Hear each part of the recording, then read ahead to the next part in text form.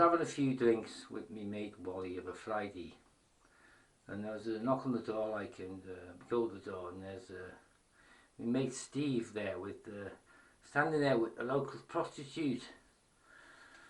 So it says, you know, all right then, all right mate, what's happening here, like, you know, what's going on here? He said, I'd like you to meet Charlene, he said, my new girlfriend, like. So I said, oh, yeah. He said, yeah, she's my fiancee.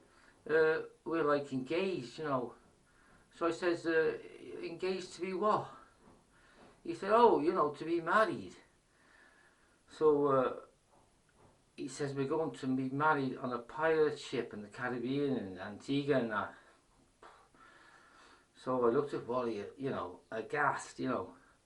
I says to him, well, I thought I'd better say something, you know. So I says to him, you know, why are you marrying her, like? He says, what do you mean, like, marrying her? So I says, well, what's the point of buying a cow, like, if milk's tuppence a pint, like, you know, trying to, you know, not be too heavy with him, like. He says, what are you talking about? So I says to Wally, well, we better just tell him, like. So I says to him, Steve, you know, why marry a prostitute? So he says, how dare you call Charlene a prostitute? He says, what are you talking about? I said, well, we've seen her on the game, like, down at the Wallasey swimming baths. And furthermore, mate, we've seen her hanging around the Birkenhead tunnel trying to pick up cave crawlers.